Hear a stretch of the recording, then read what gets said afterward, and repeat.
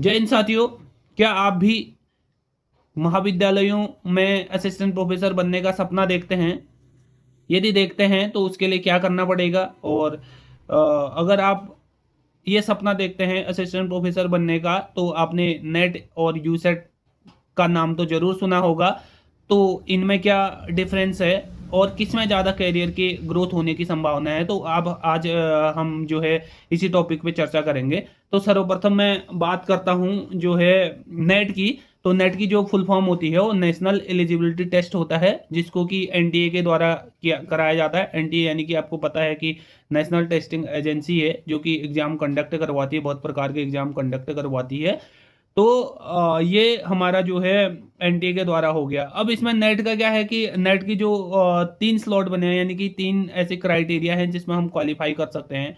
पहला तो है जेआरएफ है, यानी कि जूनियर रिसर्च फेलो, जिसमें जो है 30 वर्ष तक जो है योग्य रहता है। उसके बाद जो है केवल नेट के लिए अप्लाई कर सकता है। दूसरा स्लॉट है नेट का, जहाँ पे आपका लिखा रहेगा eligible for only assistant professor.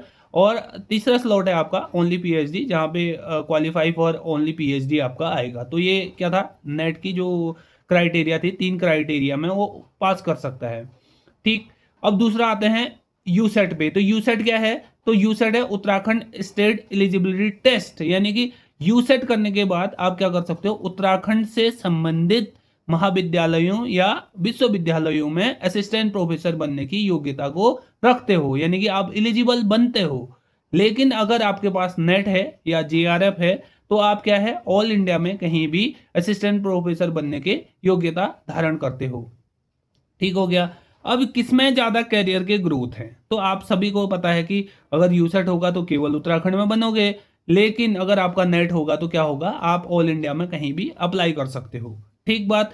अब नेट देने या यूसेट देने के लिए आपके पास क्या योग्यता होनी चाहिए? तो आपके पास अपने संबंधित सब्जेक्ट में जो है 55% के साथ आपके जो है पीजी उत्तीर्ण होना चाहिए, या अपेयरिंग में भी आप कर सकते हो। बट जब आपका क्वालिफाई हो जाता है तो आपको जो है 2 साल के अंदर उसको जो डिग्री होती है उसको सबमिट करना पड़ता है। और इसके अलावा जो आपका ओनली पीएचडी आया है नेट के एग्जाम में, तो आप जो पीएचडी का एंट्रेंस एग्जाम होते हैं जो विश्वविद्यालयों के द्वारा आयोजित करवाए जाते हैं, उससे आपको छूट मिल जाती है। आपको सीधे सीधे इंटरव्यू में बुलाया जाएगा और आपका इंटरव्यू में सिलेक्शन प्लस आपका जो पीएचडी का स्कोर कार्ड रहेगा वो लगेगा। ठीक बात।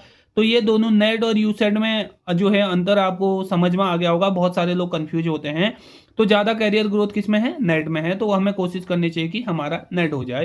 अगर नहीं हो रहा तो आपका यूसेट से भी चल जाएगा, क्योंकि उत्तराखंड में जो है आप इस योग्य तो बन ही जाते हैं कि आप असिस्टेंट प्रोफेसर बन सकते हैं। तो इसके संबंधित कोई भी क्वेरी होगी तो आप पूछ सकते हैं। Thank you.